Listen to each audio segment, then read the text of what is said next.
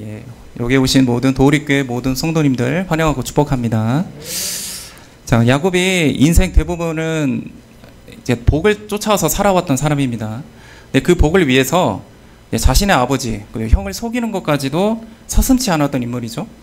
물론 이제 하나님의 복을 가볍게 여기고 파축 한 그릇에 팔아 넘겼던 에서의 안일함 또한 비판받아 마땅하지만 눈에 보이지 않는 아버지 이삭까지도 속이는 일을 하였던 것은 이제 야곱의 변명할 수 없는 잘못입니다.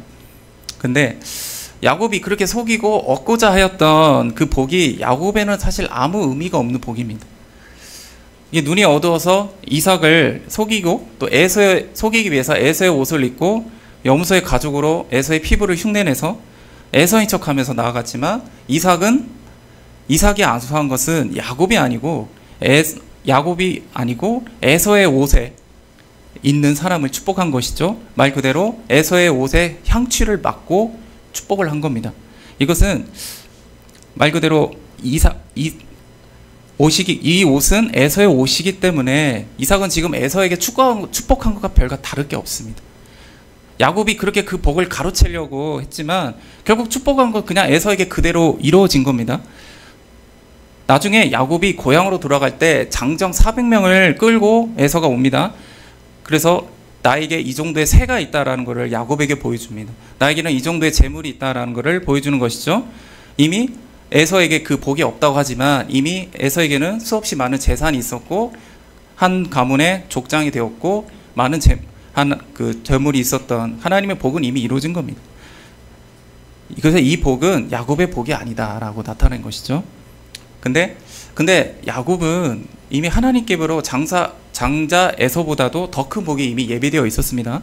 창세기 25장 23절 말씀에 보면 이미 리브가의 태중에 두 민족이 나뉘었고 이 족속이 저 족속보다 강하고 큰 자가 어린 자를 섬길 것이다 라고 하나님의 언약이 이미 있었습니다.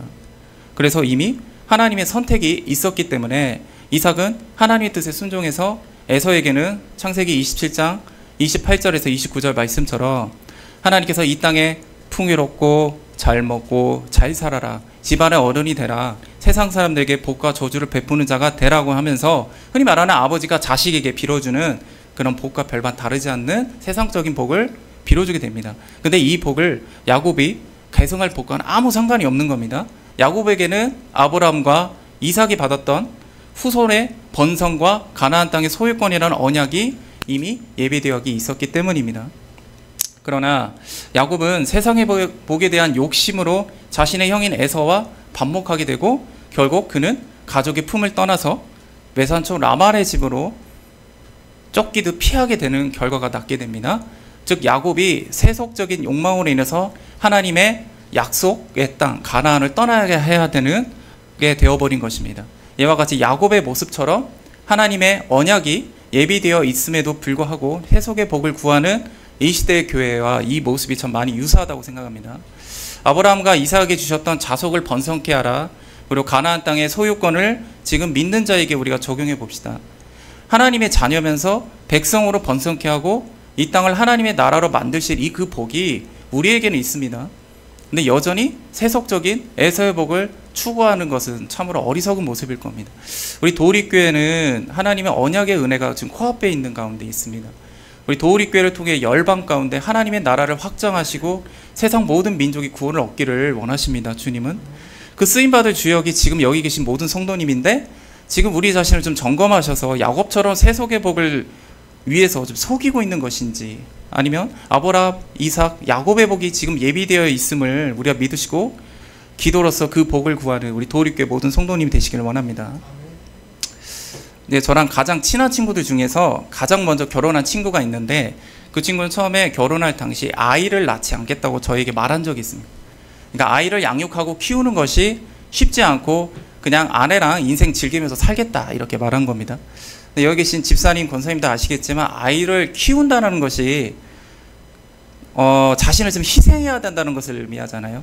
제가 저번 설교 때 언급했던 것처럼 요즘은 그 아이들을 위해서 희생을 하는 것조차도 이제 그 희생을 감당하는 것조차도 이제 쉽지 않은 시대를 요즘은 살고 있잖아요. 그런데 이 친구가 그 와이프가 갑자기 임신을 하게 된 거예요. 그래서 건강한 남자아이가 태어나게 됩니다. 그러고서 카카오톡으로 매일 아이의 그 사진을 이렇게 올리더라고요. 그리고 자기 아들을 이렇게 자랑하는 아들 바보가 되더라고요. 그리고 지금은 이제 그 아들을 위해서 캠핑도 같이 가고 뭐 같이 교육도 받고 하물며 이 아이가 원한다고 유튜브 영상까지 같이 이렇게 찍어서 올리더라고요.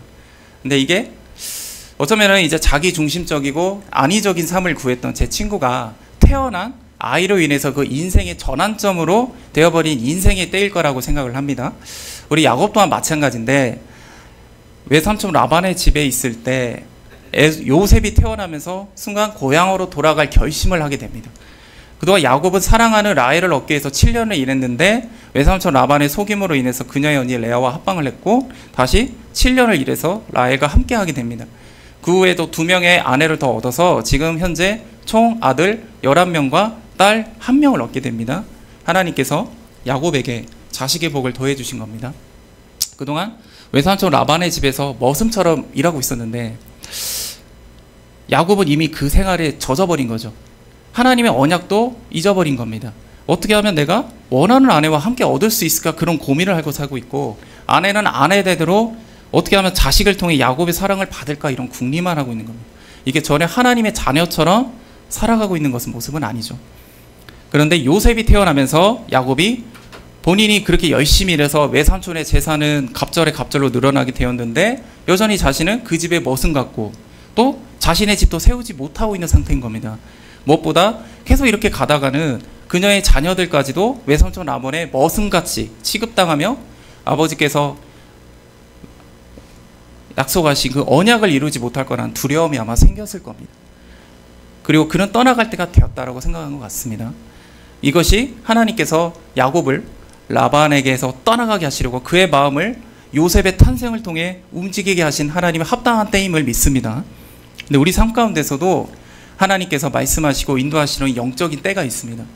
하나님께서 요셉을 통해 야곱을 떠나가게 하신 것처럼 우리에게는 하나님께서 타성에 젖어 있는 신앙과 믿음 그리고 이 믿음의 결단 그리고 우리를 변화시키기 위한 하나님의 연단과 씨름을 해야 할 시기가 있음을 믿습니다. 만일 하나님께서 우리에게 그때를 깨닫게 하신다면 앞뒤 돌아보지 마시고 믿음으로 순종하시고 나아가시길 원합니다. 그 연단은 하나님의 사명자로서 우리가 피하고 싶어도 피할 수 없는 불가항력적인 은혜임을 믿습니다. 지금 우리 도우리교회가 피할 수 없는 대부흥의 시기를 곧 맞이하게 될 겁니다. 그때까지 있을 지금의 공백 시간이 우리에게는 지금은 기도로 변화되고 믿음으로 씨름을 할 수 있는 하나님의 은혜의 때입니다. 지금 이 시간을 놓치지 마시고 본인의 부족한 믿음 키우시고 예수님만 바라보시고 사명자로서 세워지는 온전한 시간이 되시기를 간절히 원합니다. 아마 이 당시 야곱의 나이가 대충 한 91세 정도 됐을 겁니다. 그러니까 갓 태어난 요셉이 30세 애굽의 총리가 되고 임명이 돼서 야곱의 일가가 고센 땅으로 이주할 때 당시 요셉의 나이가 39입니다. 그러니까 야곱이 바로와 만나서 바로가 나이가 몇이냐 물었을 때 야곱은 130세라고 말하거든요. 그러니까 대충 지금 현재 요셉이 태어날 때 나이가 91세 정도 됩니다. 그러면 에서를 피해서 외삼촌 라반의 집으로 갔을 때 대충 나이가 70대란 얘기거든요. 아니 그러면 이 나이가 맞나? 아니 이 나이에 뭐 아들을 11, 12를 낳고 딸 하나를 둘 수 있는 게 말이 되냐 이렇게 반문할 수도 있겠지만 하나님의 역사는 그렇게 상징적이거나 문학적인 표현도 아니고 반드시 실제로 이루어졌음을 믿습니다. 제가 말하고 싶은 건 야곱이 나이가 많다 저 나이가 맞다 이제 그걸 말하고 싶은 게 아니고 90대 나이임에도 이미 여전히 하나님과의 언약을 기억하고 있다는 겁니다. 그리고 그것을 위해서 순종으로 나아갔다는 것이죠. 지금 나이가 많다고 지금 별로 이룬 것도 없다고 느껴질 때라면 너무 늦었다고 생각하시기 마시길 원합니다. 하나님께서 주신 그 비전과 꿈을 붙잡으시길 원합니다. 하나님의 언약을 붙잡고 포기하지 않으신다면 늦은 나이라고 할지라도 여전히 청년입니다. 여기 계신 집사님, 권사님 모든 주님께서 주신 비전과 약속을 잡고 청년처럼 당당하게 나아가시는 은혜가 있기를 원합니다. 우리 외삼촌 라반을 떠나가는 과정에서 여러 가지 갈등이 있었지만 하나님의 은혜로 야곱은 외삼촌을 떠나서 라반의 손을 벗어날 수 있게 되었습니다. 하지만 이제 야곱에는 또다시 피할 수 없는 위기가 찾아오는데 그것은 바로 형 에서였습니다. 야곱은 에서에게 용서를 받기 위해서 예물과 함께 사자를 먼저 보냅니다. 근데 에서가 400명을 이끌고 야곱을 만나기 위해 오고 있다고 사자가 전하는 겁니다. 야곱은 매우 두려웠을 겁니다. 하지만 하나님께서 하나님의 사자들을 보내주셔서 야곱의 앞과 뒤를 보호하고 함께 하시겠다고 약속을 하십니다. 이 약속은 야곱이 에서를 떠나서 저 그 외삼촌 라반에 갔을 때 베델에서 하셨던 주님의 그 동일한 약속입니다. 하나님의 사자들, 그러니까 야곱은 그 사자들을 보고 마하나임, 하나님의 군대라고 표현할 정도로 하나님께 너무 감사했죠. 그런데 그럼에도 불구하고 야곱은 여전히 자신의 꾀를 동원해서 살아날 궁리만 하고 있어요. 이미 주님이 야곱을 위해서 자신을 드러내고 하나님의 군대를 보내줬음에도 말이죠. 야곱은 하나님께 진짜 멋진 기도를 합니다. 하나님의 언약에 근거해서 기도를 하는데 그 내용의 관심사가 자신의 재산, 가족의 아니 그뿐밖에 없어요. 그가 고백했던 우리 아버지의 하나님, 아브라함의 하나님, 곧 이삭이 경외하신 분이란 이 찬양이 그냥 그의 재산과 가족의 안위 앞에 그냥 무기력하게 보이는 겁니다. 이와 같이 야곱을 보면서 우리들의 모습은 어떨까? 우리가 아버지의 이름을 간절히 부르고는 있고 기도하고 찬양하고 열심히 나가고는 있는데 그 목적이 온전히 하나님을 의지하고 사명자로 세워지기보다는 그냥 우리의 자아 실현 그리고 행복을 실현하기 위해서 하나님만 이용하고 있는 우리의 종교적인 모습이 아닌지 보기를 원합니다. 여전히 하나님께 놀라운 고백과 긍휼하신 하나님의 도우심이 있음에도 불구하고 여전히 자신의 안위와 이 문제 해결에만 초점이 맡겨져 있다면 지금 즉시 당장 종교적인 모습을 멈추시고 주님 앞에 회개하시고 변화의 실험을 시작해야 할 때일 것입니다. 지금은 야곱은 굉장히 불안함으로 다급합니다. 이번에는 에서에게 몇백 마리의 가축을 예물로 드림으로써 에서에게 환심을 좀 사려고 합니다. 그것도 한 번에 드리는 것도 아니고 순차적으로 해서 조금씩 그 마음을 누그러뜨리기 위해서 이렇게 예물을 보내고 있는데 근데 그것도 안심이 안 되니까 이번에는 가족들을 야복강에서 미리 건너가게 하고 본인은 홀로 남게 됩니다.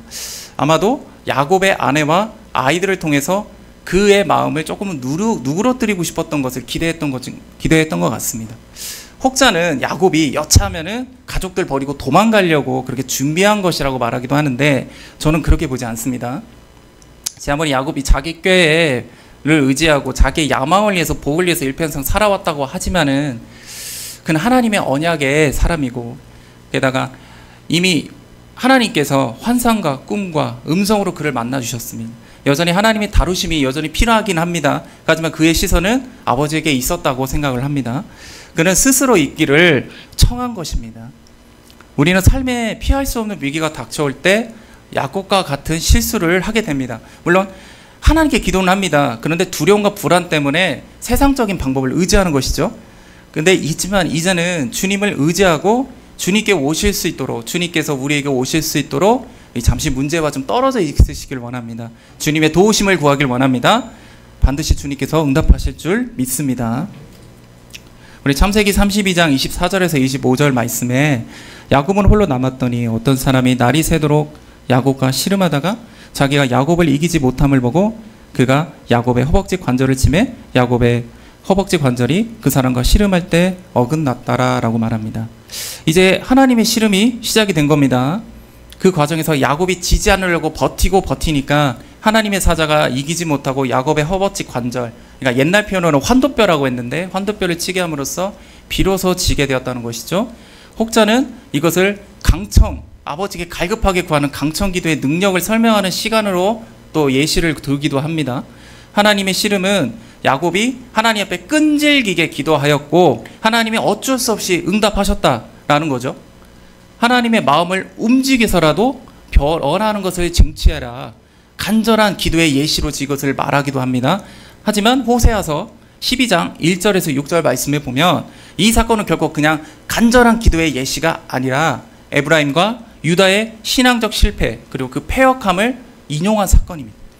이는 야곱이 세상적인 방법과 복을 향한 야망을 내려놓지 못하고 아버지와 여전히 씨름을 하고 있다는 겁니다.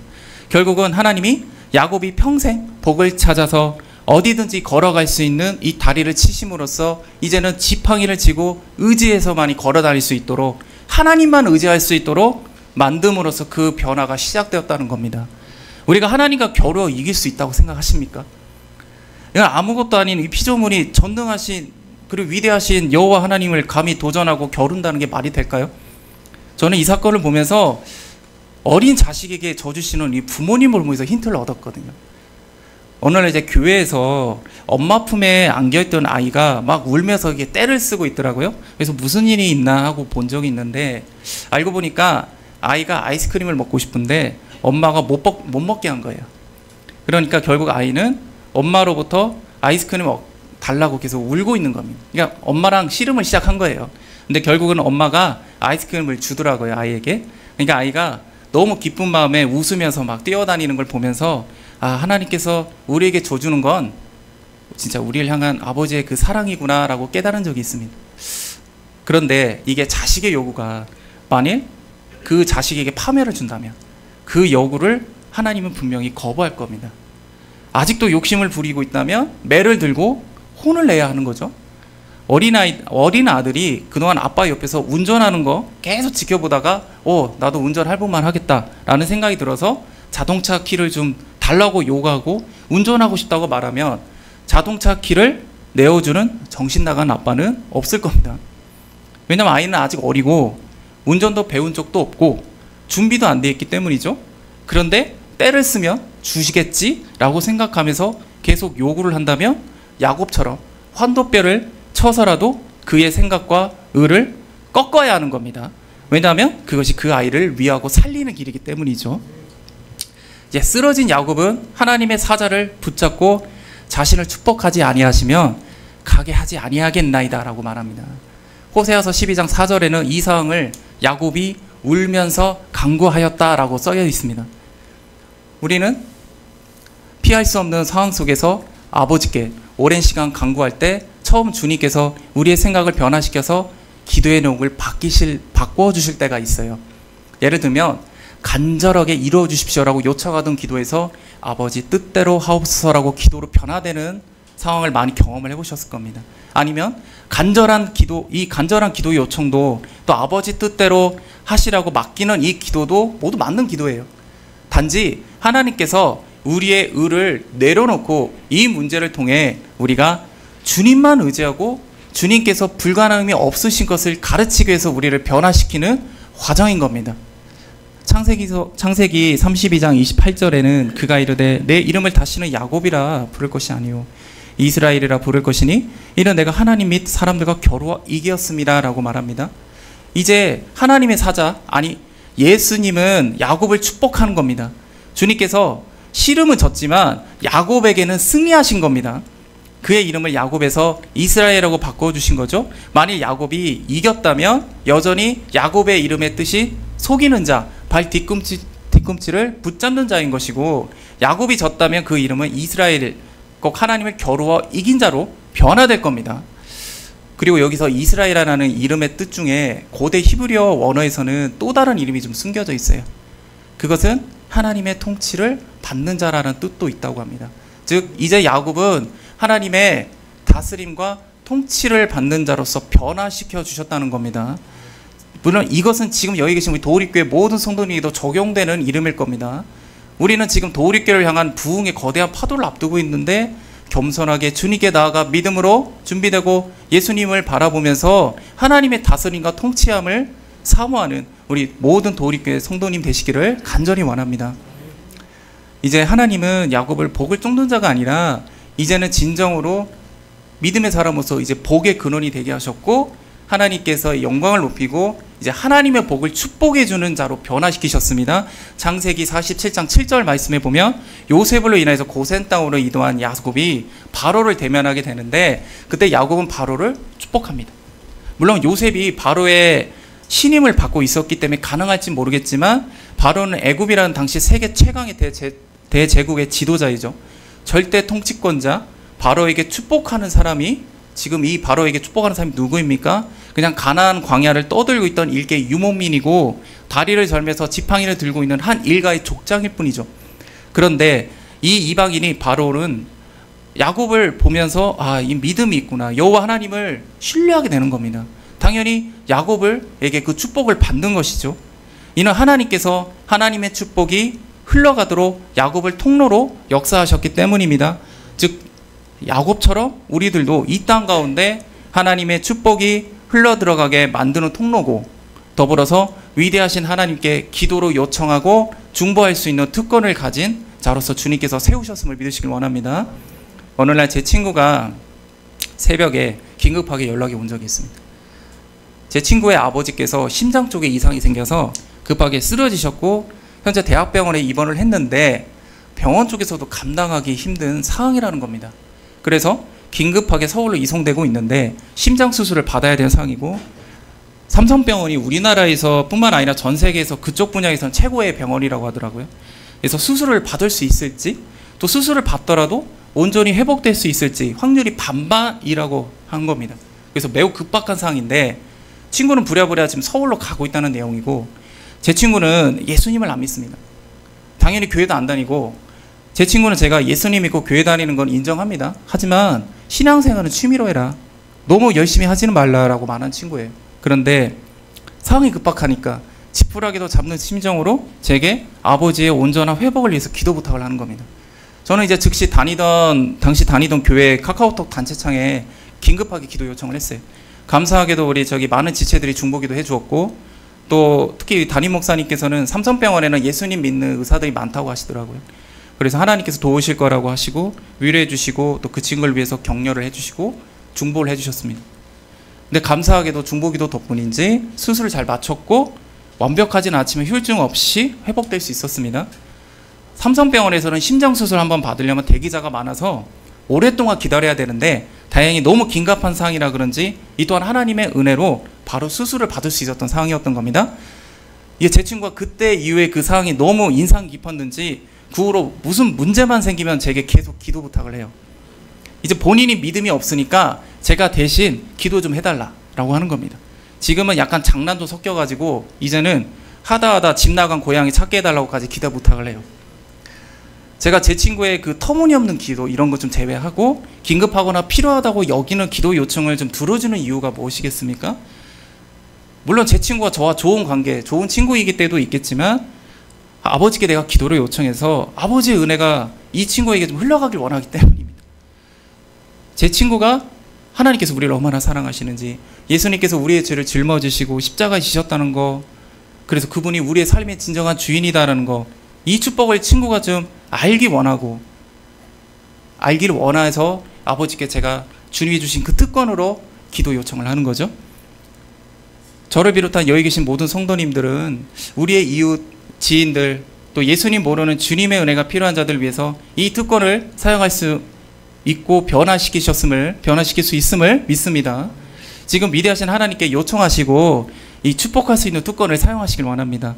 그리고 여담으로 제 친구가 당시 아버지 수술 기도 부탁했을 때 제게 그러더라고요. 만일 심장수술 잘 회복되면 가족들과 함께 교회 가겠다고 제게 약속을 했거든요. 얼마나 다급했는지 제게 그런 약속까지 했는데, 아쉽게도 이 친구는 지금 그 약속은 지키지 않고 있어요. 슬쩍 물어보면 나중에 간다, 그리고 그냥 얼머무리고 답을 피해요. 근데 저는 이미 답을 알고 있거든요. 제 친구가 뱉은 약속을 이미 하나님이 들으셨을 거라고 생각하고 있고, 계속 거부하다가는 피할 수 없는 상황 쪽에 하나님이 아마 환도표를 치시는 상황이 올 거라고 믿거든요. 저는 제 친구가 아직 주님을 거부하지만은 언젠가는 반드시 예수님 믿고 예배하도록 주님께 변화시킬 것을 믿습니다. 만일 여기 계신 우리 성도님들도 하나님께 하셨던 그 약속이 있으시면 순종하시고 약속 지키시길 바랍니다. 아니면 주님께서 환도표 치시기 전에 순종하시길 원합니다. 우리가 하나님의 은혜로 야곱이 이 변화시킨 야곱방에서의 하나님의 만남이, 야곱이 하나님의 놀라운 언약을 위해서 반드시 피할 수 없고 받아들여야 했던 그 사건이거지만, 또 야곱과 조금 이 사건과 결이 좀 다르지만 이제 도우리교에서도 피할 수 없는, 받아들일 수밖에 없는 그 부흥의 파도가 지금 오고 계심을 믿으십니까? 이 파도가 이제 파도가 아니에요. 파도가 아니라 큰 해일이나 쓰나미 같이 어마어마한 진짜 규모로 오고 있는 겁니다. 아직 눈에 보이는 증거가 없지만 이미 그 진동 그리고 그 징조가 이미 나타나고 있습니다. 이제는 오랜 연단과 준비 끝났고 전국 각지에서 하나님께서 준비시킨 백성들이 모여서 여기 도우리교회 안에서, 그리고 하나님의 사명자로서 준비되고 하나님께 쓰임받기 위해서 이제 하나님의 기도의 씨름이 이미 시작되었습니다. 먼저 우리 예수님은 우리 안에 초청하시고 주님께서 우리를 온전히 통치할 수 있도록 내어드리길 원합니다. 예수님께서 우리 안에 역사하실 때 우리 안에서는 여전히 주장하는 연약함, 나의 죄, 습성, 욕망 여전히 우리 매일 괴롭힐 겁니다. 제가 전에 물이 포도주로 바뀌는 은혜라는 설교에서 말했듯이 이와 같은 것들은 없어지지 않고 죽는 그날까지 우리를 계속 괴롭힌단 말입니다. 그럴 때마다 우리는 주님의 십자가 앞에 나아갈 수밖에 없어요. 피 흘리기까지 싸울 수밖에 없는 겁니다. 예수님께 겸손히 내려놓고 십자가 앞에 우리를 못 박아 달라고 기도의 씨름을 할 수밖에 없습니다. 그리고 죄에 대한 욕망을 주님께 내려놓고 나의 주도권을 주님께 지는 싸움을 하시길 원합니다. 우리가 하나님께 모든 걸 맡기면 이것은 맡기지 못하고 계속 우기고 있으면 여전히 야곱인 것이고, 우리가 하나님 아버지께 내려놓으면 이스라엘로 바뀌는 겁니다. 그럴 때 하나님이 쓰일 그릇으로 변화되는 역사가 시작되는 것입니다. 그래서 예수님께 올인하는 자로 변화되시길 원합니다. 예수님께 올인하는 것은 어떤 모습 가운데 있을까요? 그것은 예수님께서 우리에게 맡기신 일, 우리 모든 상황에서 충실하고 최선을 다해서 섬김으로 나아가는 겁니다.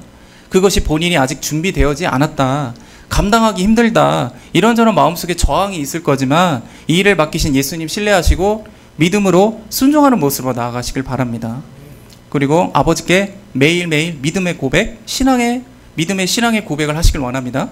담임 목사님 말씀처럼 내 평생 주님을 찬양합니다, 내 평생 주님을 바라봅니다, 내 평생 주님을 의지합니다 라는 고백도 있고, 나는 예수님의 똥강아지입니다 라고 요즘 목사님의 고백도 있듯이 오직 예수님만 높이고 예수님만 바라보겠다고 고백하시길 원합니다. 그리고 제가 예전에 한번 말씀드린 것처럼 저는 제 심장을 주님께 드립니다, 제 의지를 주님께 드립니다, 내 열정을 주님께 드립니다 라는 본인만의 고백도 있습니다. 그리고 주는 그리스도시여 살아계신 하나님의 아들이십니다라는 믿음의 고백도 아버지께 드리길 원합니다. 각자 아버지께 나아가셔서 각자에게 믿음의 고백을 드림으로 예수님께 올인하는 사람이 되기를 원합니다. 물론 우리는 이와 같은 고백을 할 만한 자격이 있는 자들은 아닙니다.